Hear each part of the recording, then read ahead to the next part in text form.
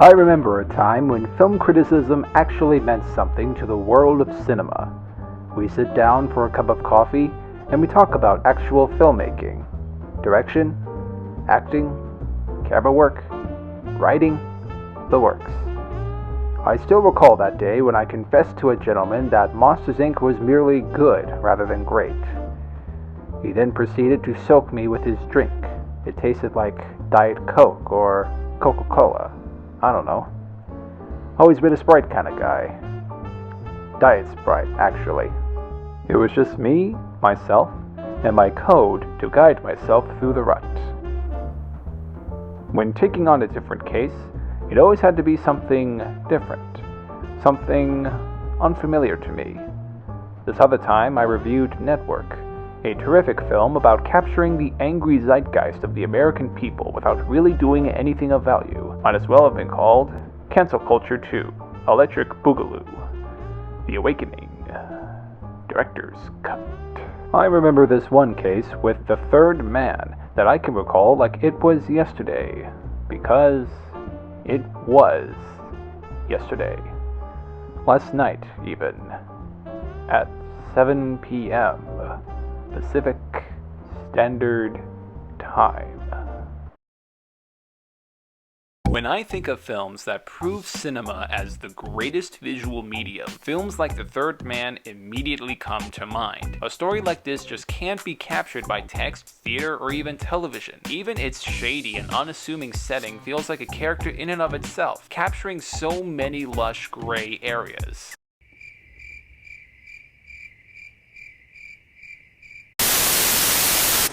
Yeah, well, that's just like, your opinion, man.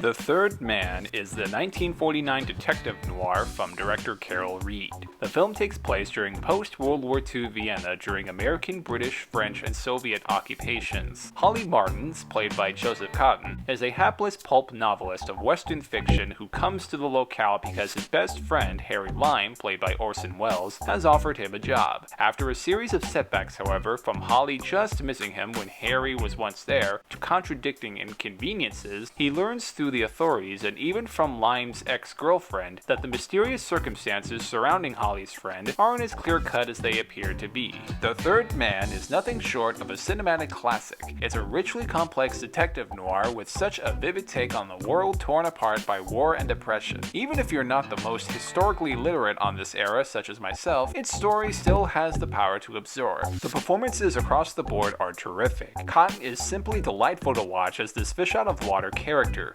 Something that he nails, along with a stellar script by English novelist Graham Greene, is that they both capture the looming dread and the darkly dry sense of humor of this mystery. All the other performances are terrific, but it's the central clash between Holly Martins and Harry Lime that holds The Third Man all together, the latter of whom brilliantly realized by Orson Welles. As far as charismatic jerks in films go, Harry Lime is simply one of the best, if not the Citizen Kane of this archetype.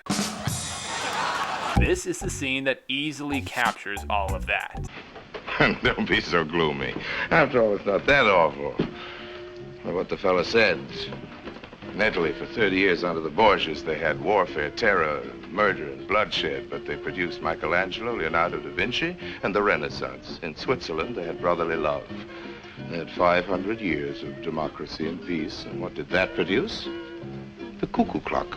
So long, Holly. I think that it history-wise pile drives onto the question of where do we go from here? Holly could continue to write unsuccessful Western pulp, but by doing so, he hangs onto a naive view of the world of pure heroes who save the day from nefarious villainy. On the other hand, Harry crosses into the criminal underworld in supporting himself, but at the cost of his friendship with Holly. What it really comes down to in The Third Man is a story about the ideal American chewed up and spat out by the cynical jaws of post-war trauma, only to be wearily left amid the dubious world around him. The zither-inspired score by Anton Karas is also something special. On its own, it sounds friendly and congenial, like two friends hanging out on a normal night. That is until it's used within the context of this dark and foreboding film. It then sounds like something much more bittersweet, a friendship hanging precariously by a thread threatened by streetwise cynicism. A derogatory phrase that's definitely common in film criticism is style over substance. It looks great, but the story drags. It's visually stunning, but the script is bland. While it's indeed true that there are films that do sport better aesthetics than plot or characterizations, we're nonetheless discussing films, not novels. There's storytelling in so much more than writing. It's in acting, directing, camera work, editing, music, sound, and set design. Cinema is narrative concoction, not textually singular. In the case for The Third Man, it's one of the greatest testaments to film that style is substance. By far the most stunning attribute to The Third Man is its black and white cinematography. It's easy to take for granted because, of course, it looks good. It's very dreamlike. It's history. The film in discussion is certainly all of those lovely distinctions, but it takes advantage of its aesthetic in creating a world of such richly textured shadows and innovative Dutch angles that Vienna truly feels like its own character, a cynical, divisive, and criminal wasteland of a once beautiful locale. In fact, really think about black and white. With color, you have an endless array of shades that does much more than you think it does. Convey a personality, create a mood, and even weave storytelling out of it. A film like The Wizard of Oz, for example, thrives on its emotional power from its color palette of blue, brown, and pink, and of course yellow, emerald, and ruby because it pops just as much as Kansas feels drab. Even in The Force Awakens, the emotional confrontation between Han Solo and Kylo Ren feels even more heartbreaking with the clashing blues and reds, evoking the latter's struggle between his estranged family and the pressure from the dark side respectively. Going back to The Third Man, Robert Krasker's masterclass cinematography enhances this anxiety of post-war Vienna with its Dutch angles that convey societal dysfunction and with not just merely black and white, but with just one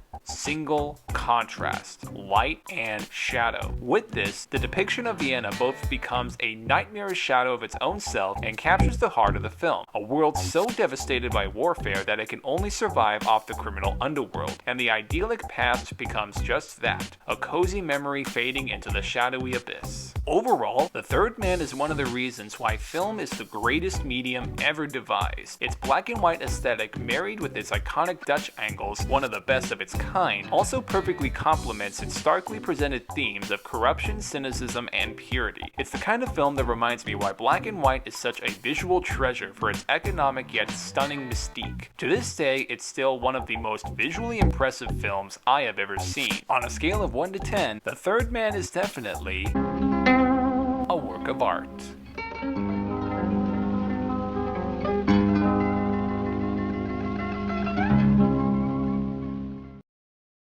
So what's your take on The Third Man? Have you seen it? Let me know your thoughts in the comments below. Also, what's the most visually stunning film you've ever seen? Hit that like button, subscribe, and ring the bell so you'll know when I post my future videos. You can also find me on Twitter and Instagram at FilmGeekDave. That's all for today, and I'll see you next time when I conclude my Oscar marathon when I review a Best Picture winner. It's a hell of a thing, killing a man. You take away all he's got, and all he's ever gonna have.